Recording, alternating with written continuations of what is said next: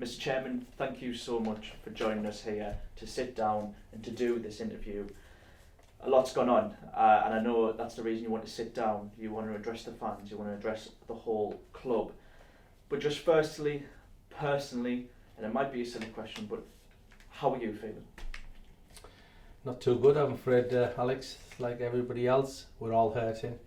And first and foremost, I want to apologise to all the fans for the shortcomings on the playing side, and we haven't been nowhere near good enough. And I'm really hurting. I think you wanted to sit down like you always do. You wanted us to be honest. You wanted us to be frank. From promotion nearly 2 seasons ago to now back at the brink of relegation back to the National League, how did Hartlepool United go from that point A to point B? Well, for me, the problem started day after I think we got promoted, because you had a manager in place who had no intention of staying, and it was a case of, stock's high, how do I get the best deal I can wherever I can.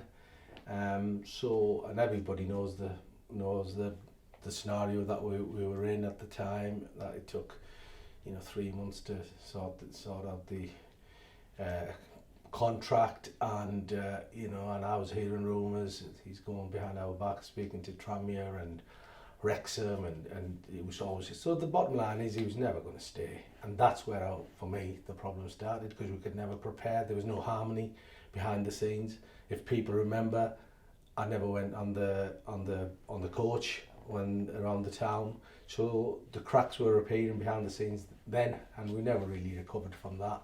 And when nobody else came in, contracts got signed, and a month or 2 months later, whatever, he's gone again. So I think that was it, and we never really recovered from that. Then moving further forward, we in November, I think it was November time, December time, when the Graham League came in, and that was just a panic appointment at the time. The reason being, again, I can say it now, we offered the job to Gavin Strachan.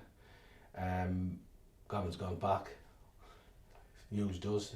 I don't know, I shouldn't be saying that, but Celtic offered him a better deal. He decided to stay, and at that time I think it was 5 games we had lost, and we had to get somebody in quick, very, very quick, and I think it was Port Vale away.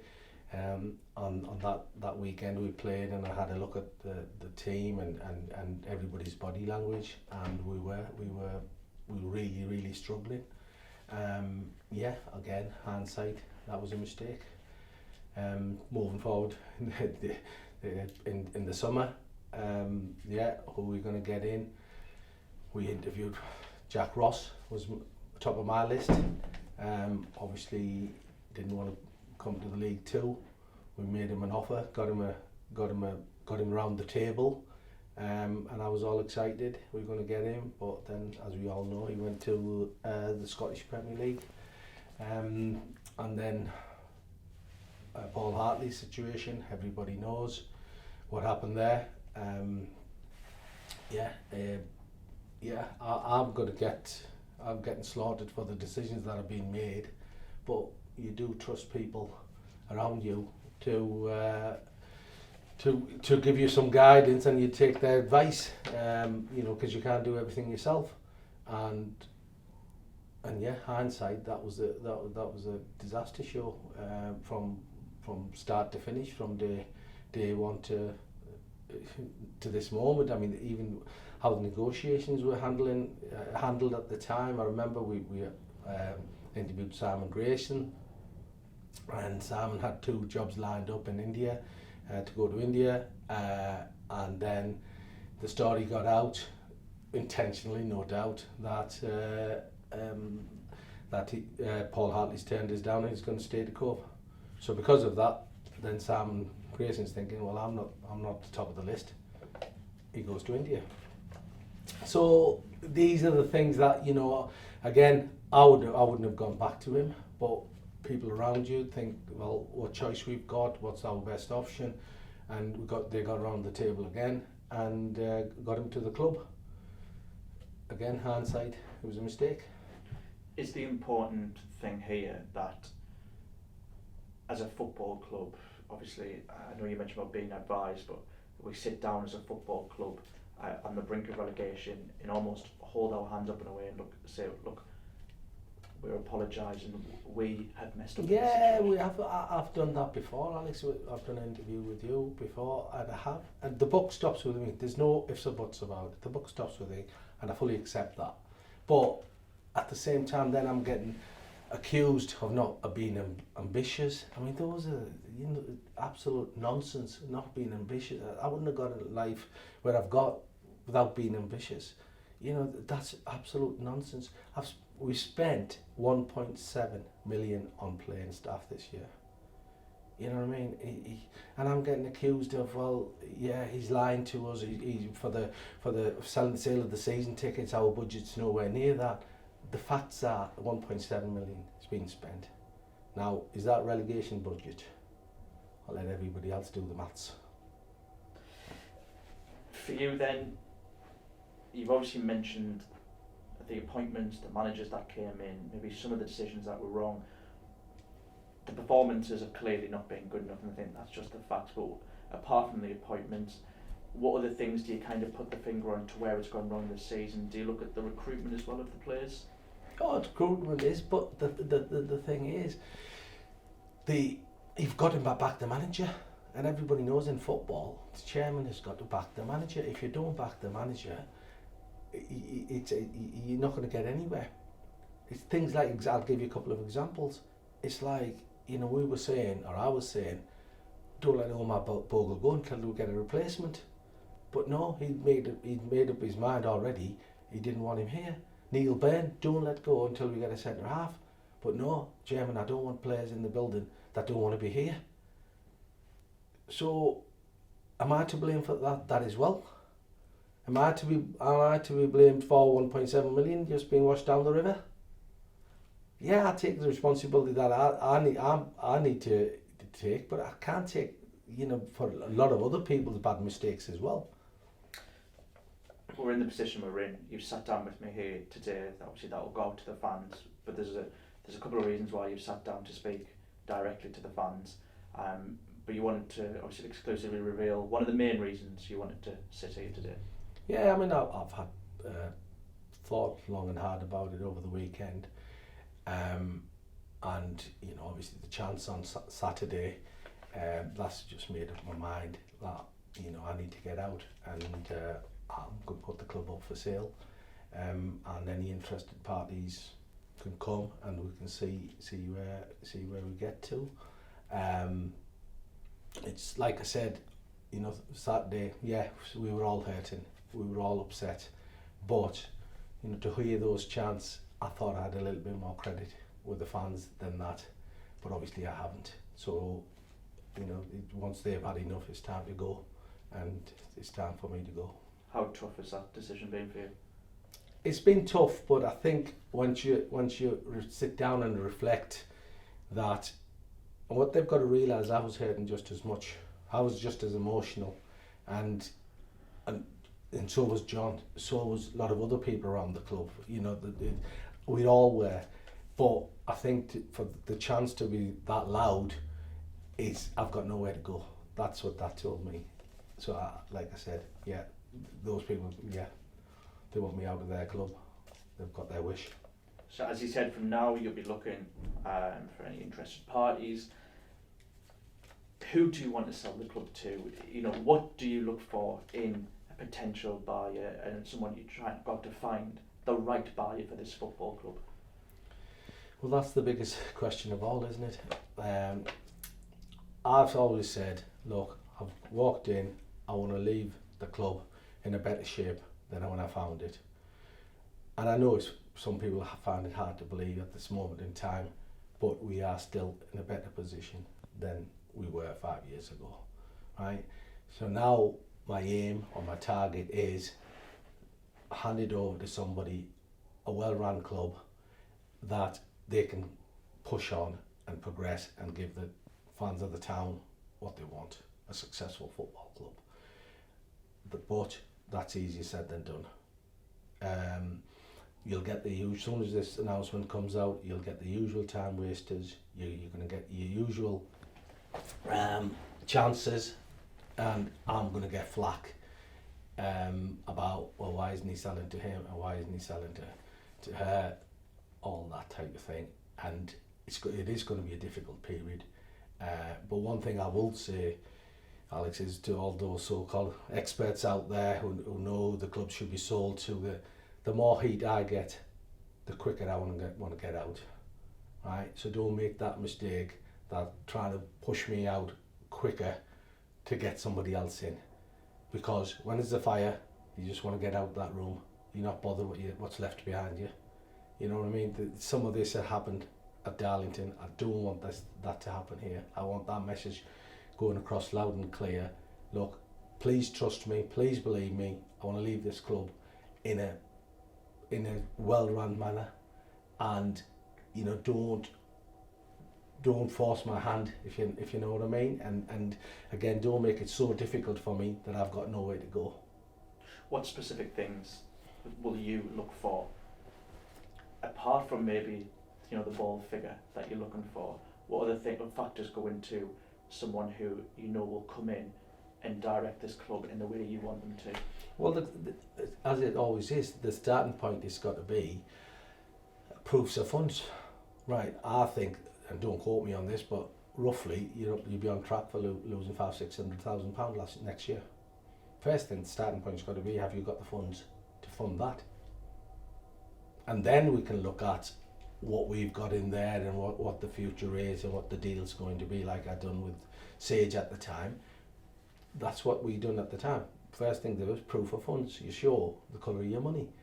And we did. And then we moved on how you're going to structure the deal. So unless anybody can do that, it's pointless even talking to them. It's pointless even, getting around the table. The important message I know that you want to get across is that you won't just sell to anybody. I won't sell to anybody, but at the same time, it's a lot's changed after Saturday. But at the same time, I'm not going to hang around and keep taking flack either. So all I'm saying is, it's like IOR left. They had 15 good years here, and I remembered when I took over speaking to Ken, and Ken said the same thing. He said, we actually left money in the bank. The club was well run. Right? Now, yeah, they sold to people who weren't football people, shall we say, and look where they ended up. So if the heat's on me, as I said earlier, I'm gonna want to get out early, as soon as I can. Then you're not that fussed about, what the state of the business is or state of the club is, because you want to get out. It's too much heat on you. These things don't happen overnight. These things may not happen for a couple of years.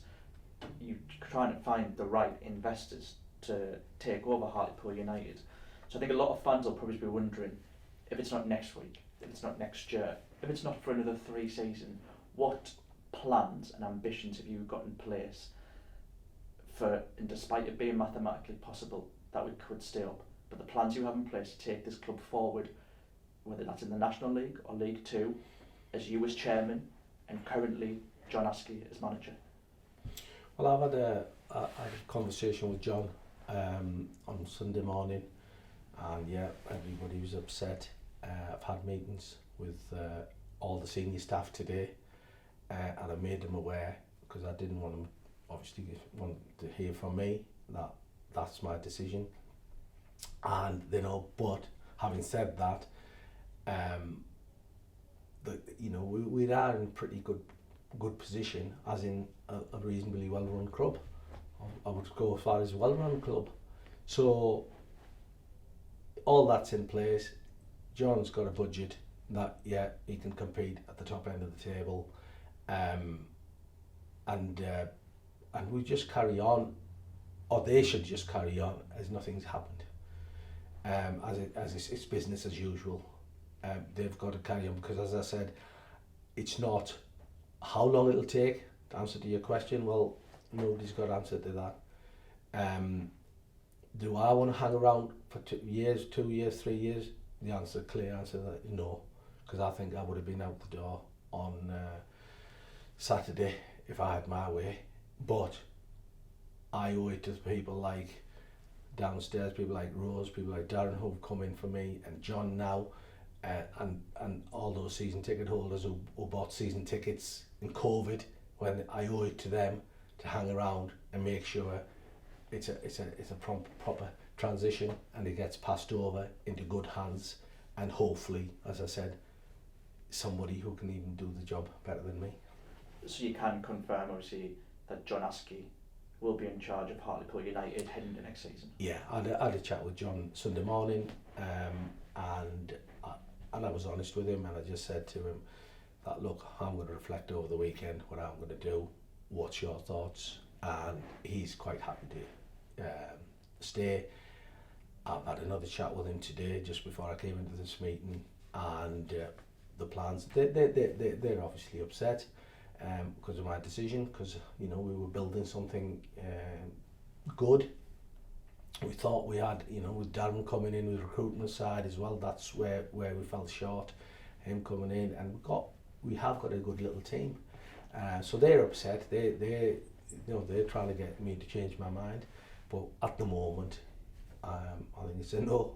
One of the big talking points every year or every transfer window at the start of the new season, and as you mentioned, is the transfer budget and the budget that will be given to the manager. And you said there it's a budget that John Askew could compete with at the top of the National League. How does that budget compare to maybe the one that was given in the season that we got promoted 3 years ago? The budget's going to be higher, around about 25% higher than the budget that got us up. Again, look, I've said it a million times. We had a 1.7 million we spent this year. Where's that got us? It's all about spending the budget correctly. You could have a £3 million budget in the National League unless you spend it wisely and sensibly. So yeah, answer to your question is the budget's going to be higher, and yeah, they feel that that's good enough to get us some good players, National League, and compete.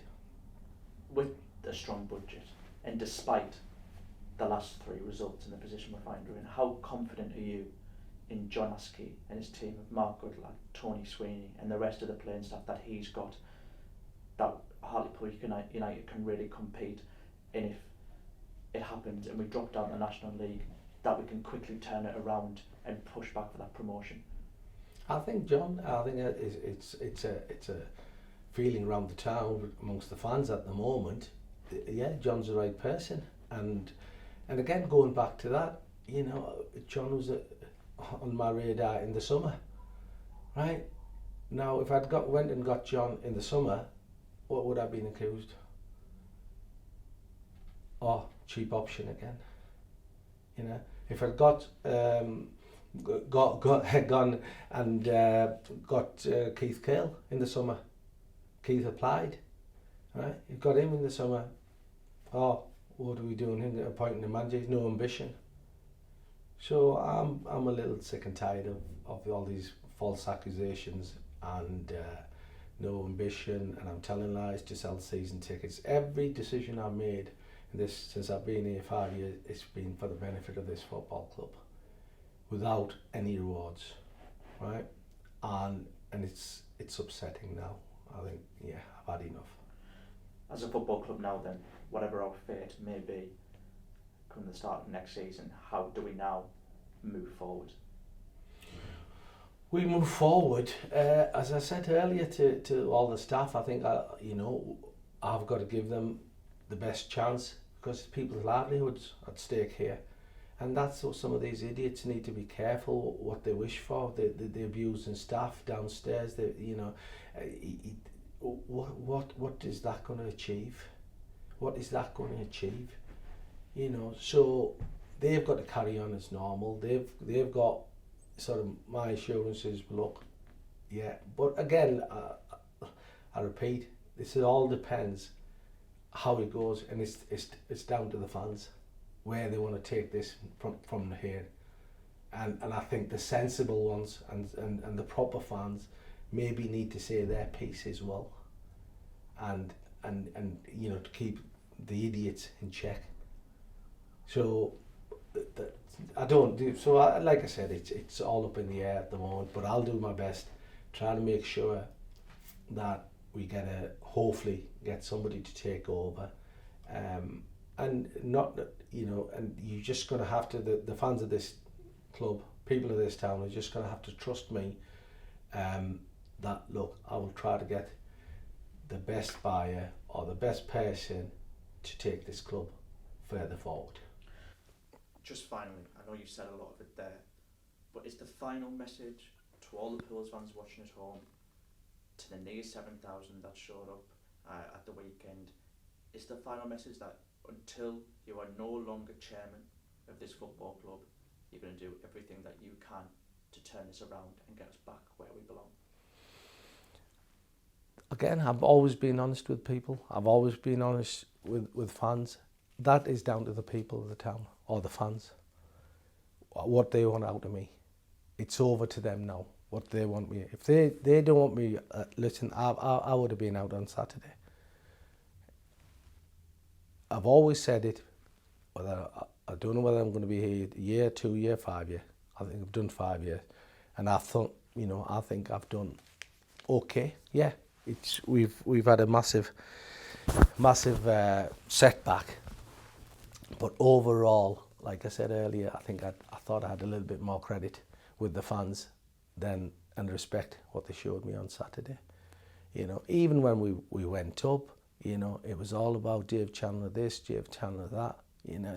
The fist pumping and all that. I kept my head down. I just got on with it. The 750,000 we lost that year. Would Dave Chandler have got them up if I hadn't put the 750,000 in? It's all water under the bridge now. But yeah, I think you can see how upset and how hurt I am at the moment. Mr. Chairman, thanks very much. Thank you, Alex.